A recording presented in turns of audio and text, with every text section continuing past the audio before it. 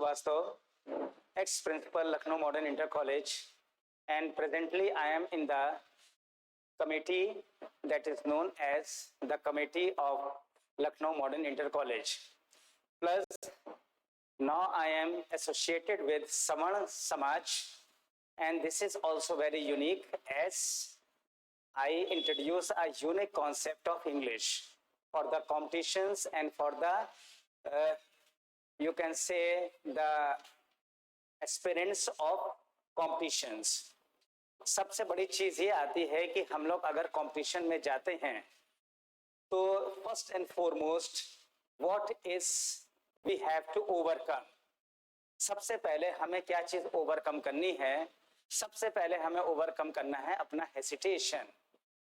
और हेसिटेशन के लिए दूर करने के लिए सबसे बड़ी चीज ये आती है कि हमें अपने सब्जेक्ट पे कितना कमांड है. और कमांड के नाम पे एक चीज और वर्ड आता है जिसको कि कहा जाता है aptitude. APTITUDE. Aptitude is a bit difference, having a bit difference from you can say the interest. Interest बस एक ऐसी चीज होती है कि हमको एक रुचि है, लेकिन आजकल के समय में रुचि से बिल्कुल काम नहीं चलता. merely interest won't do. खाली इंटरेस्ट से कुछ नहीं चलता. इंटरेस्ट के साथ में जब एक चीज ऐड हो जाती है कि हम उसको आगे कैसे ले जा सकते हैं, how we would carry out, carry on, carry forward, these three words are there. कि जब हम किसी भी चीज को आगे कैसे ले जा सकते हैं, that comes in the arena of aptitude. Now there is another question, what is arena and what is area? Or in a broader term, what is the difference between the area and arena? Area बस एक छोटा सा उदाहरण ले लीजिए कि जिस घर में आप रहते हैं वो आपका ड्वेलिंग एरिया है, रेसिडेंशियल एरिया है, लेकिन आप रहते केवल अपने घर में नहीं हैं, अपने समाज में रहते हैं, अपनी लोकेशन में रहते हैं, अपने मोहल्ले में रहते हैं, अपने स्कूल में रहते हैं, अपने स्कूल के आसपास के कैंपस में रहते हैं. हर जगह आपकी एक चीज छाप छोड़ती है, that is your ability and your mentality. Ability and mentality, you can say the arena you move in. तो इस arena में आप मूव करते हो तो ये चीज आपको डेवलप करनी है कि what is the present requirement of your arena. ये नहीं कि रिक्वायरमेंट क्या रहती थी या क्या है, इससे नहीं मतलब. प्रेजेंट में क्या रिक्वायर्ड है. प्रेजेंट में रिक्वायर्ड केवल ये है कि you have to snatch the opportunity, not you have to go and get the opportunity. ये प्रोसेस नहीं करना है आपको कि आराम से जा रहे हैं. मजाक में कहूंगा कि हम लखनऊ में हैं और लखनऊ वाले जो हैं छोटे नवाब कहलाते हैं कि धीमे धीमे जा रहे हैं और जाके ला रहे हैं. ये ऐसा जमाना लद चुका है, खत्म हो चुका है. अब हमें दौड़ते हुए जाना है और भागते हुए वापस आना है. That is known as the grabbing or snatching the opportunity. Just go and get it and come back as early as possible. अब ये मेरे ख्याल से इंट्रोडक्शन इतना काफी होता है. हल्का सा मोटिवेशन भी है कि not to lose a single moment, not to lose a single second. ये मिनट और आवर के टाइम लद गए, अब आना है सेकंड्स का. चलिए उस पे भी बाद में आते हैं. अब बात ये आ रही है कि आप सभी लोग कॉम्पिटिशन्स में जा रहे हैं, हायर स्टडीज के लिए जा रहे हैं, हायर क्लासेस में जा रहे हैं, तो कुछ सोच भी हमारी हायर लेवल की होनी चाहिए और हमारी लैंग्वेज भी कुछ हायर लेवल की होनी चाहिए.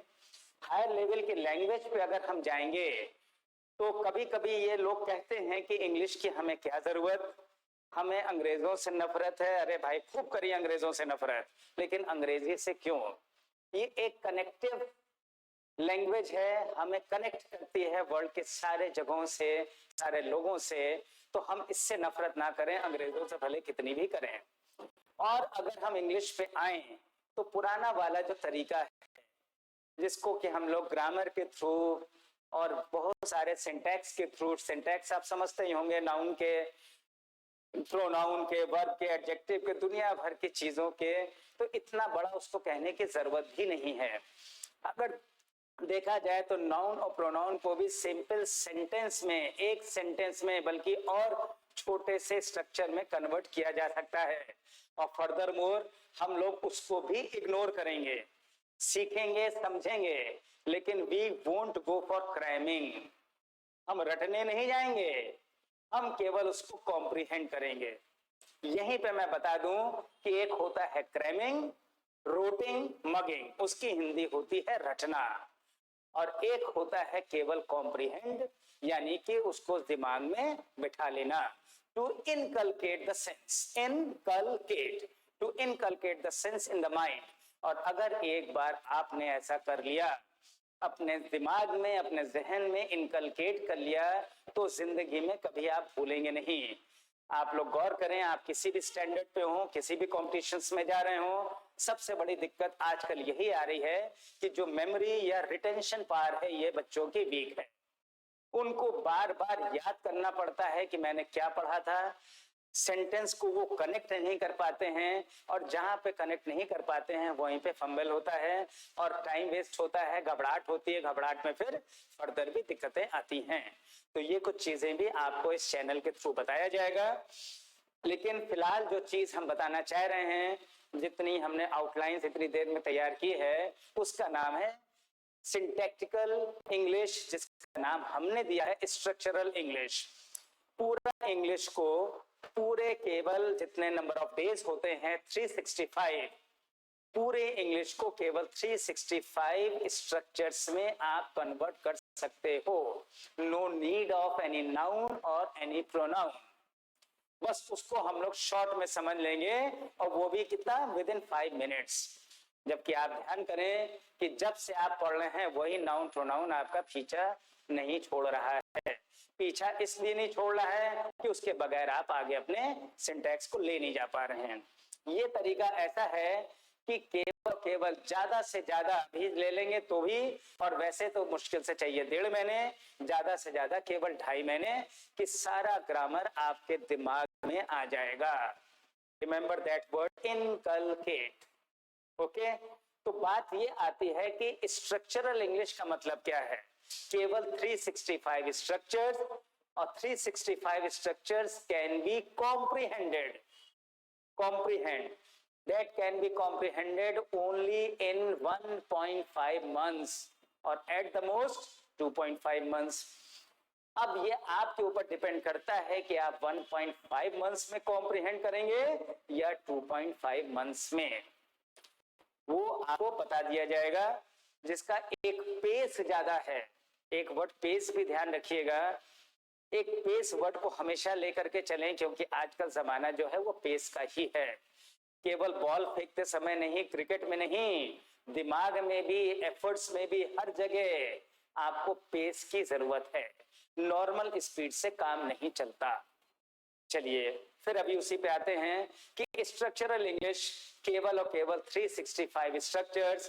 एक एग्जाम्पल दूं तो आप भी कह उठोगे वाह भाई वाह। एक पहले सीरियल आता था वाह भाई वाह, ऐसा ही आप कह उठोगे कि एक अगर SMOV, केवल 4 लेटर्स को अगर हम लेकर के चलें, कैन यू सपोज कि 4 लेटर से 400 sentences can be created by you only, by you itself, by you yourself। 4 letter से कम 40 सेंटेंसेस आप बना ही लोगे। SMOV, CHOV, ये 4 लेटर और इससे आप 40 सेंटेंसेस खुद क्रिएट कर लेंगे। एक शब्द आपने सुना होगा miracle, so you can call it a miraculous method. एक जादुई तरीका है कि 4 लेटर से आप 400 तक सेंटेंस बना सकते हैं, 40 तो बना ही लेंगे। The minimum is 40 through only 4 letters. SMOV, S stands for subject, M stands for made, always made in each and every sentence, in each and every sentence M stands for made, O for object and V for verb. Again, S stands for subject, M stands for made, O for object, and V for verb, not verb. जरा सा pronunciation भी अपना अच्छा करिए. रा जहां पे भी आएगा और बीच में होगा तो बहुत ही हल्के इंटोनेशन से बोला जाएगा वर्ब, वर्ब नहीं वर्ब. जरा सा हमारे इंटोनेशन को गौर करिएगा. The teacher is teaching, not teacher. चरने नहीं जा रहा है. The teacher is teaching. The runner is running, runner is running, the walker is walking, the bowler is bowling. That's the way to speak English, because some different intonation is to be followed. Hindi में जैसा हम बोलते हैं इस तरह से नहीं. अगर आपने ग्राफ देखे होंगे, एक पैरेलल लाइन देखी होगी, एक देखा होगा ग्रेटर देन साइन और एक देखा होगा लेस देन साइन. अगर हिंदी को हम सोचें तो ये एक पैरेलल लाइन है, समांतर रेखा. Greater than sign Punjabi Ravinder, Jitendra, इस तरह से वो लोग बोलते हैं, इनका इंटोनेशन होता है इस तरह का, greater than sign. Less than sign teacher, teacher, walk, run, ये इंटोनेशन होता है इंग्लिश का. तो हम लोग इंटोनेशन, इसके बाद आएगा मॉड्यूलेशन, अपने जबान को कैसे आगे पीछे करें, और इसके बाद आएगा वोकैबुलरी, यानी कि आपका जो भी एक प्रोनाउंसिएशन है. इंटोनेशन, मॉड्यूलेशन एंड प्रोनाउंसिएशन, इन तीन को मिला करके जब हम इनको बहुत अच्छी तरह से कंबाइन करेंगे और इनको बहुत अच्छी तरह से बोलेंगे तो आपकी इंग्लिश का फ्लो ऐसा होगा कि शायद एक अमेरिकन और एक ब्रिटिश भी आपके आगे नहीं अच्छी तरह से बोल पाएगा, बल्कि आपसे स्लो पेस से ही बोल पाएगा. फिर आ गया वही पेस. पेस जरूर ध्यान रखिएगा क्योंकि पेस जो है बहुत ज्यादा जरूरी है. अब जैसे अभी हमने आपको बताया कि SMOV, she made me laugh, S की जगह शी, एम की जगह हमेशा मेड ही रहेगा. शी मेड, ऑब्जेक्ट कर लीजिए मी और वर्ब कर लीजिए laugh. She made me laugh, she made me laugh जोड़ेंगे तो she made me laugh, she made me laugh. इस तरह से थोड़ा सा कंबाइन कर करके बोलिए. She made, he made, they made. इस तरह से इंटोनेशन, मॉड्यूलेशन तीनों को आपको बताया जाएगा. स्ट्रक्चरल इंग्लिश के थ्रू आपको इंग्लिश केवल 365 स्ट्रक्चर से कॉम्प्रीहेंड कराई जाएगी. और इसमें टाइम कितना लगेगा? 365 डेज नहीं, 1.5 months और एट द मोस्ट 3 months, और you can say only 2.5 months. Maximum is 3 months, लेकिन अभी तक कोई ऐसी जरूरत नहीं पड़ी है. 1.5 से 2.5 months में ही सब कुछ हो जाता है.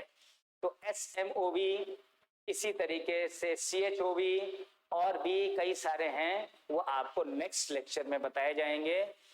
Goodbye, all of you.